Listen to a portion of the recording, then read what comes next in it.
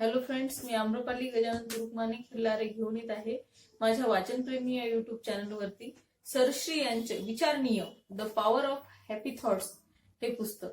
या पुस्तकामध्ये जीवन जगण्याची कशी कला आहे आणि जीवन कसं जगायचं याविषयी सांगितलेलं आहे. तर आपण हे बुक ऑडिओ स्वरूपामध्ये ऐकणार आहोत. त्यामुळे चॅनलला लाईक, शेअर आणि सबस्क्राईब करायला विसरू नका. धन्यवाद. मागील भागामध्ये आपण गोल्डन रूम मध्ये काही महत्वाच्या गोष्टी समजून घेतल्या होत्या. त्याचबरोबर विचारांबरोबर या नियमांचा जर व्यवहारात उपयोग केला तर तुम्हाला सगळ्यांनाच मनापासून सहाय्य मिळेल, भरपूर मदतही मिळेल. तुम्ही ऑफिसमध्ये गेल्यानंतर जर तुमचं मन वैतागून नकारात्मक विचार करत असेल तर तुम्ही लगेच गोल्डन रूलचा उपयोग करा. हे म्हणा, आता मी तुझं अजिबात ऐकणार नाही, कारण यावेळी तू निश्चित विश्वास ठेवण्यायोग्य नाहीस. असा विचार करता स्वतःच्या विचारांचा बळी जाण्यापासून बचाव होईल. गोल्डन रूलचा वापर करताना आता माझ्यात सकारात्मक, नकारात्मक आणि सामान्य या प्रकारचे विचार चालू आहेत हे तुम्हाला समजेल. अन्यथा माणूस जेव्हा विचार करतो तेव्हा आपल्या मनात अशी काही प्रक्रिया चालू असते हे त्याला ठाऊकच नसतं. मी विचार करतोय हा विचार ज्यावेळी त्याच्या मनात येतो त्यावेळी समजतं, अरे चा, मी तर विचार करत आहे. हा तर एक अमूल्य विचार असून तो गोल्डन रूलमुळे तुमच्या मनात येईल. ज्या ज्यावेळी तुम्ही गोल्डन रूलचा उपयोग कराल त्या त्यावेळी मी जो विचार करत आहे तो योग्य नाही असा विचार तुमच्या मनात येईल. यामुळेच तुम्ही लगेच जागरूक, सतर्क व्हाल. मग अशा सजगतेच्या अवस्थेत चुकीचे निर्णय घेतले जाणार नाहीत. म्हणून गोल्डन रूलचा उपयोग समजून उमजून लवकरात लवकर मोनायामचा अभ्यास घ्यायला शिका. आता आज आपण खंड 2 स्त्रोत मंत्र, स्त्रोताशी जोडलेले राहा, खुश रहा ह्याविषयी पाहणार आहोत. ज्या विचारशक्तींची प्रकट होण्याची वेळ आलेली आहे त्यांच्यासमोर कोणतीही प्रबळ शक्ती टिकू शकत नाही. Victor Hugo. ज्या विचारशक्तींची प्रकट होण्याची वेळ आलेली आहे त्यांच्यासमोर कोणतीही प्रबळ शक्ती टिकू शकत नाही. व्हिक्टर ह्यूगो. चिंतकाचा मृत्यू होतो परंतु त्याचे विचार मृत होत नाहीत. मनुष्य देह नश्वर आहे पण विचार अजरामर आहेत. Walter Lippmann. चिंतकाचा मृत्यू होतो परंतु त्याचे विचार मृत होत नाहीत. मनुष्य देह नश्वर आहे पण त्याचे विचार अजरामर आहेत. Walter Lippmann. एखाद्याचे शब्द किंवा कृती हेच त्यांच्या विचाराचं प्रकट रूप असतं. George Washington. एखाद्याचे शब्द किंवा कृती हेच त्यांच्या विचारांचं प्रकट रूप असतं. George Washington. ह्या 3 महत्वाच्या व्यक्तींनी त्यांचे जे विचार आहेत ते आपणाला स्पष्टपणे समजून येत आहेत. मौनायाम. स्त्रोताशी संलग्न व खुश राहण्याचा मंत्र. विचार आयाम हा 3रा आयाम समजून घेतल्यानंतर आता वेळ येते ती जीवनाचा 4था आयाम समजून घेण्याची. 4था आयाम हा शब्द वाचून तुम्ही कोड्यात पडला असाल, कारण पृथ्वीवर 3च आयामाबाबत बोललं जातं. मग हा 4था आयाम म्हणजे नेमकं काय? पृथ्वीवर फक्त 3 आयामांची 3 डायमेन्शन भाषा आहे. लांबी, रुंदी आणि खोली या 3 आयामांच्या आधारे सगळ्या गोष्टी समजवल्या जातात. तुम्ही 3D फिल्म पाहिलीच असेल.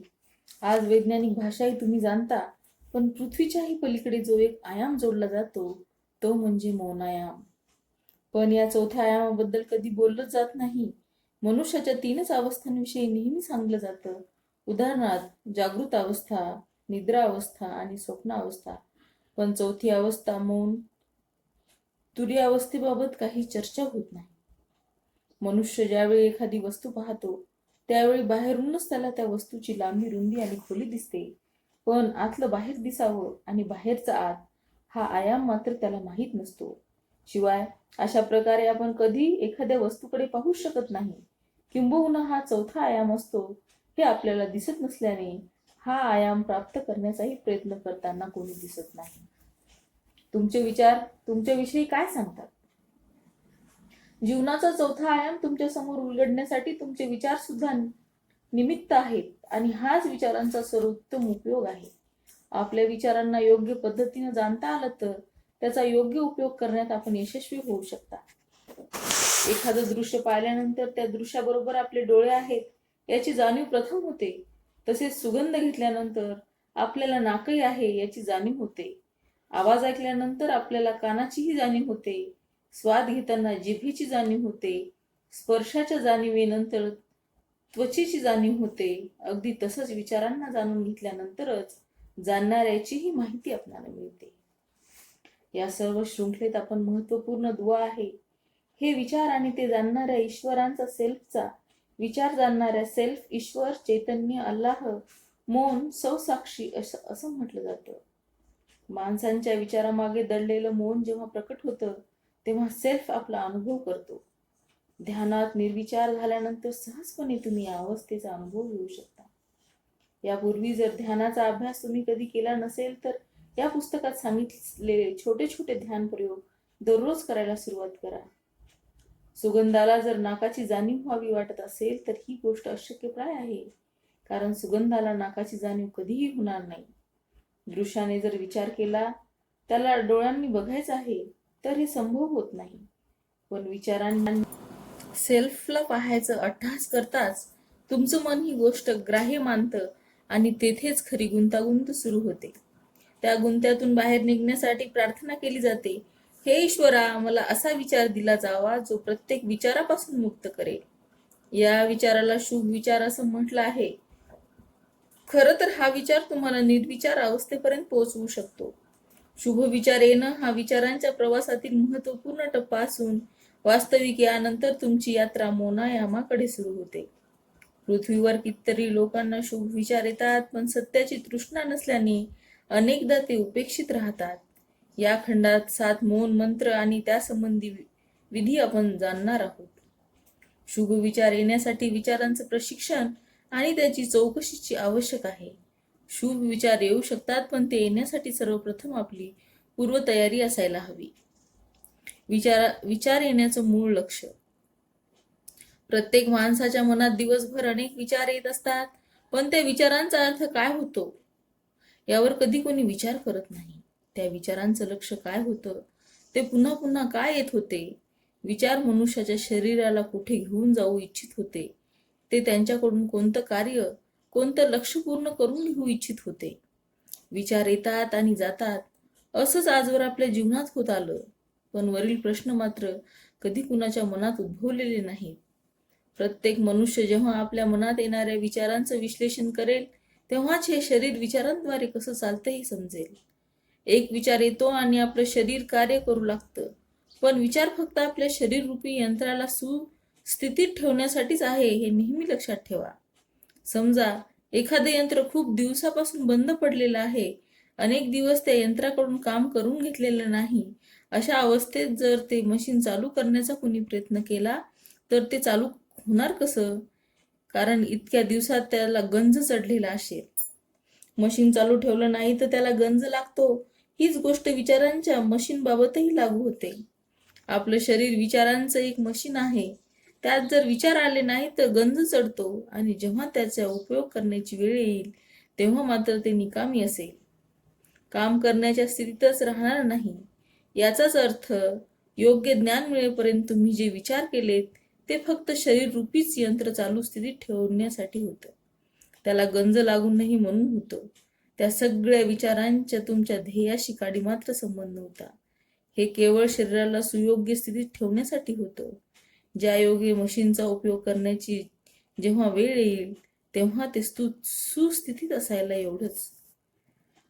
आत्मसाक्षात्कार, सेल्फ रिलायझेशन, स्वबोध होतो तेव्हा माणसाला या यंत्राद्वारे वास्तविक कोणते विचार करायला हवेत हे प्रथम समजतं.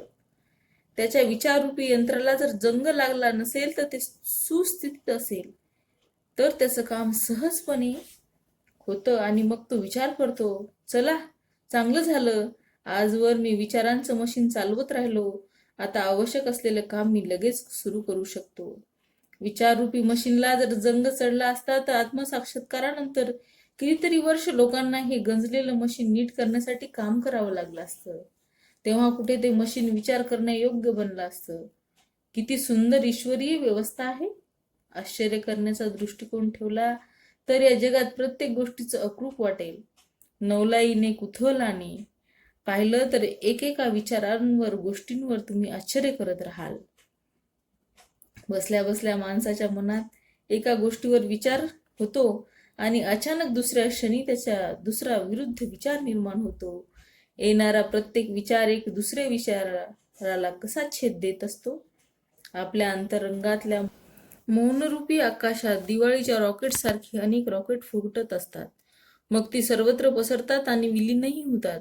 वास्तविक ते दृश्य पाहिल्यानंतर माणसानं आनंदित व्हायला हवं होतं, पण दुर्दैवानं असं होत नाही, कारण विचारांकडे त्याला रॉकेटसारखं पाहता येत नाही. दिवाळीत लोक रॉकेट उडवतात, फुलबाजांचा आनंद लुटतात, पण माणसाला मात्र वाटतं जोपर्यंत मी स्वतः रॉकेट उडवत नाही, तोपर्यंत मी आनंदीच होऊ कसा? म्हणून दुसऱ्याने लावलेलं रॉकेट बघून तो कधीही खुश होत नाही. त्या गोष्टीचं विशेष असं काही वाटत नाही, पण दुसरीकडे मात्र एक आनंद घेणाऱ्या माणसाला ते रॉकेट कुणी उडवलं या गोष्टीनं काहीही फरक पडत नाही. रॉकेट कुणीही उडवत असलं तरी आनंद घेणारी व्यक्ती प्रत्येक गोष्टीने आनंदित होते. प्रत्येक घटनेचा मनमुराद आनंद ती लुटत असते. मग हवाई विचार भले कोणत्याही शरीरातून येवो. आनंदी माणूस त्याच्याकडे पाहून आश्चर्य करतो. समजा एखादा माणूस तुम्हाला म्हणाला, माझ्या मनात असा विचार आला आहे. तुम्ही जर सतत आनंदी राहणाऱ्यामध्ये मोडत असाल तर छान. असं आहे तर तुमच्या मनात असे विचार येतात, ही फारच चांगली गोष्ट आहे. अरे चा, आजकाल तुमच्या मनामध्ये असे रॉकेट्स उडत आहेत का? कारण आता तुम्हाला समजले, शरीरात अज्ञान असेल तर कसे विचार येतात आणि ज्ञान उपजल्यानंतर कोणत्या प्रकारचे विचार लक्षण आहे जे दर्शवतात की तुमच्या अंतर्यामी मौनाची काय अवस्था आहे. हे एका उदाहरणावरून समजून घेऊया. कधी कधी शरीराचं तापमान 100 डिग्री होतं, पण हा काही रोग नाही. शरीर आतमध्ये आजाराशी लढा देत आहे हे या गोष्टीचं लक्षण नाही. तापमान वाढवून शरीर तुम्हाला फीडबॅक देत असतं. वास्तविक निसर्गाची ही किती अप्रतिम व्यवस्था आहे. आपलं शरीर चांगल्या प्रकारे काम करत आहे हेच ते जणू सांगत असतं. खरं तर या व्यवस्थेवर आश्चर्यच वाटायला नको. या व्यवस्थेवर खरं तर आपल्याला आश्चर्य वाटायलाच पाहिजे, पण तसं होत नाही. उलट शरीराचं तापमान पाहून माणसाला तणाव येतो. मात्र शरीर आपलं काम अतिशय सुरेखपणे करत आहे हेच ते दर्शवत असतं. वास्तवात मनात आलेल्या आजाराचा विचार आनंद देऊ शकत होता, पण अज्ञानवश ते दुःख देऊन जातो. कारण त्या विचारांमागे जी समज असायला हवी होती ती लुप्त आहे, विचारामागे दडलेली आहे. आता इथे तुम्ही नवी समज प्रदान केली जात आहे, ज्यामुळे तुम्ही नवीन जाणीवांनी नव्या दृष्टिकोनातून पुन्हा पाहायला लागाल. त्याचा परिणाम म्हणजे आधी जो तुम्ही विचार त्रासदायक वाटत होता तो आता दुःख देणारा नाही. या उलट तुमच्या चेहऱ्यावर आता समाधानाचं हास्य फुलेल. तुम्ही म्हणाल, छान असा विचार आला काय? छान असा विचार आला काय? जिथे जिथे तुम्ही किंचित बेहोश होता तिथे काही वेगळे दुःखद विचार येतात आणि आता तुम्ही जागृत नाही. या गोष्टीचं ते लक्षण आहे. तुमच्या डोळ्यावर जी अज्ञानाची झापड आली आहे ती दूर व्हायला हवी. तुम्ही ग्लानीत आहात हे लक्षात घ्यायला हवं. ते विचार तुमचं वास्तव लगेच तुमच्या समोर आणतात. वास्तविक किती अवर्णनीय व्यवस्था आहे ही. कारण यानंतर आता तुम्हाला कुठलं तरी वेगळं कार्य करायचं आहे. या बेहोशीमधून लवकर बाहेर पडायचं आहे असा संकेत त्वरित मिळतो. परंतु काळाबरोबर ही सुंदर व्यवस्था हळूहळू लोप पावली आहे. लोकांना याचं विस्मरण झालं आहे. मौनात बसून जेव्हा तुम्ही याची आठवण करून दिली जाते तेव्हा यामध्ये जाणण्यासारखी विशेष कोणती गोष्ट आहे असं वाटतं. पण हळूहळू त्याचा बोध होऊन तुम्ही त्याचा आनंद घ्यायला लागता आणि इतरांनाही ते वाटायला सुरुवात करता. जसा बाथरूम मधून टब पाण्याने पूर्ण भरतो तेव्हा पाणी प्रथम बाथरूममध्ये पसरतं, नंतर बाथरूमच्या बाहेर येतं, हळूहळू तुमच्या खोलीपर्यंत, हॉलपर्यंत येतं. एवढंच काय ऑफिसात जाऊ शकतं. अशाच प्रकारे तुमचे अंतरंग आनंदाने परिपूर्ण होताच त्याचा सुगंध चहूकडे दरवळू लागतो. जिथे जिथे तुम्ही जाता तिथे तिथे तुमच्या अंतरंगातील ओसंडून वाहणारा आनंद पोचवून इतरांना खुश करता. पण टब जर पाण्याने भरलाच नाही तर सर्वत्र कोरडच राहतं. कुठेही गेलात तरी सुख सुख वृक्षच वाटतं. म्हणजेच माणूस आनंदाशिवाय जीवन व्यतीत करतो. यासाठीच विचार हे लक्षण मात्र आहेत. त्यामुळे प्रत्यक्षात तुमची खबर मिळत असते असं सांगितलं जातं. विचाराने केवळ विचारांची खबर मिळत नाही तर मौन अवस्था आज कोणत्या स्थितीत आहे, जागृतीचा कोणता स्तर आहे याचा वित्त बातमी मिळते. मनात जर घृणेचे विचार येत असतील तर ते विचार सांगतात तुमचा मौन स्तर खूप खालावलेला आहे. मनात जर घृणेचे विचार येत असतील तर ते विचार सांगतात तुमचा मौन स्तर खूप खालावलेला आहे. ध्यानात बसल्यानंतर माझ्या शरीराच्या माध्यमातून ईश्वर कोणता गुण प्रकट करू इच्छितो आणि तो गुण कसा प्रकट व्हावा, जेव्हा असे विचार असतात तेव्हा ही चेतनेची उच्च अवस्था असते. चला मग तर या खंडात 7 मौन मंत्र जाणून मौनायमाची यात्रा सुरू करूया. पहिले 4 मंत्र स्त्रोताशी जोडून ठेवण्यात आपली मदत करतील. अंतिम 3 मंत्र सदैव आनंदी राहण्यासाठी आपल्याला सहाय्यक ठरतील. स्त्रोतांशी ताळमेळ साधा. आपल्या स्त्रोताशी जोडलं राहणं, ताळमेळ साधणं सर्वात महत्त्वपूर्ण आहे. असं झालं नाही तर आपले भाव, विचार, वाणी आणि क्रिया दुष्चक्रात फिरत राहतात. जो मनुष्य आपल्या स्त्रोताशी संलग्न असतो त्याच्यात नकारात्मक विचार निर्माण होत नाही, ज्याची आपण कधीही कल्पना केली नसते. अशा काही नकारात्मक घटना घडतात त्यावेळी मी यासाठी योग्य नाही यासारखे विचार येऊन तिथेच आपला विकास थांबतो. त्यावेळी त्या अवस्थेत जर आपण वर्तमानात राहून स्त्रोताशी ताळमेळ साधला असता तर त्वरित आपले नकारात्मक विचार थांबलेले असते आणि आपण खुश झाला असता. पुढील 4 मंत्र आपणास स्त्रोतासोबत राहण्यास मदत करतील. शिवाय हे मंत्र आपल्या विचारांचं दुष्चक्र नाहीसं करतील. या 4 मंत्रापैकी कुठल्याही एका मंत्रावर कार्य केलं तर आपण त्वरित स्त्रोताशी जोडले जाऊ. मंत्र 1 पुढे. नेक्स्ट मंत्र. ध्यानरूपी दौलत घेऊन माणूस पृथ्वीवर जन्माला येतो, पण जसजसं वय वाढतं तसतसा हा अनमोल ठेवा हरवून बसतो. खरं तर ध्यान म्हणजे आपलं स्वतःचं अस्तित्व, जिवंत जाणीव, स्वानुभव, मौन हे आपल्या अंतर्यामीच उपजत असतात. ध्यानाची शक्ती माणसाला विचारापासून अलिप्त करण्याच्या कित्येक पद्धती आज जगभरात उपलब्ध आहेत. समस्येवर आपलं लक्ष दूर व्हावं यासाठी प्रत्येक विधीचा उपयोग होऊ शकतो. समस्या समोर उभी टाकली असताना त्याची कोणती पद्धत तुम्हाला सहाय्यक ठरू शकते, कारण प्रत्येक ध्यानविधी मनाला समस्येपासून दूर घेऊन जाऊ शकतो. म्हणून समस्यामुक्त होण्यासाठी याचा अभ्यास करणं गरजेचं आहे. प्रथम पुढील ध्यानाविषयी वाचून पूर्णपणे समजून घ्या. त्यानंतर आपल्या सोयीनुसार थोडा वेळ पुस्तक बाजूला ठेवून डोळे बंद करून आपलं लक्ष श्वासावर केंद्रित करा. आत जाणाऱ्या आणि बाहेर येणाऱ्या श्वासाकडे व आपल्या विचारांकडे आकाशातील ढगाप्रमाणे बघा. स्वतःचं आत्मपरीक्षण करा. ही समस्या कोणामुळे निर्माण झाली आहे? या समस्येपासून लक्ष दूर करण्यासाठी कोण असमर्थ आहे? शरीराचा कोणता भाग वेदना, तणाव आहे? धडपड कुठे होत आहे? तणाव निर्माण करत असलेली कंपनं कुठे? या समस्येदरम्यान सर्वप्रथम शरीराला ताणून मग सैल सोडा. या ध्यानविधी आपण श्वासातून राहूनही करू शकता. शवाप्रमाणे पडून राहण्याची ही योगिक शीतलीकरणाची मुद्रा आहे. या क्रियेत माणूस आपल्या शरीराला मृत शरीरासारखा सैल सोडतो. या ध्यानविधी व्यतिरिक्त आपण थोडं थोडं पाणीही पिऊ शकता. जास्त व्यायामही करू शकता. शिवाय सहजरित्या काही रचनात्मक कार्यही करू शकता. मुलासमोर खेळू शकता. असं केल्याने आपलं समस्येवरचं लक्ष लगेच दूर होईल. काही न करणे हाच ध्यानाचा खरा अर्थ आहे. म्हणजेच काही न करण्याचं कार्य करायचं नाही. विचारांचं वादळ शांत करण्याचा रामबाण औषध म्हणजे ध्यान. आपल्याला जर ध्यान करण्याचा सराव असेल तर समस्या निर्माणच होणार नाही. मग अपेक्षा ध्यान अवस्थेत प्रवेश करेल. त्यामुळे कितीतरी मोठ्या अनर्थापासून आपण वाचाल.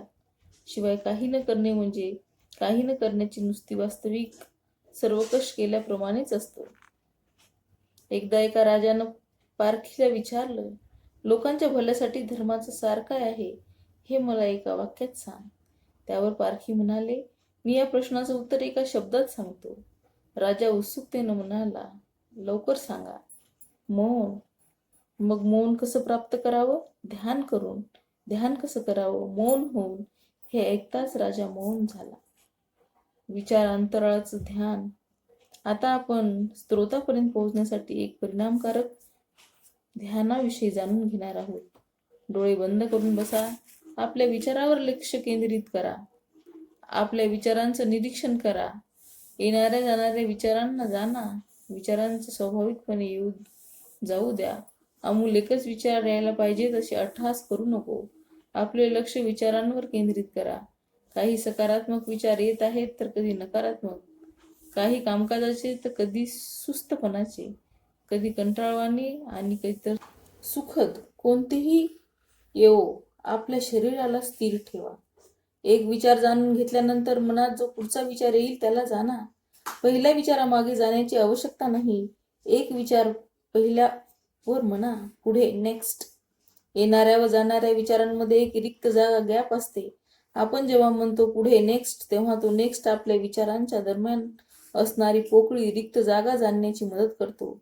विचारांकडे बघता बघता ते रिक्त जागेकडे बघण्याचा प्रयत्न करा. मग तो एका क्षणाचा 1000वा भाग असला तरीही चालेल. ती रिक्त जागी एक मन एकाग्र करा. त्या ठिकाणी विचार नाही हे अनुभवा.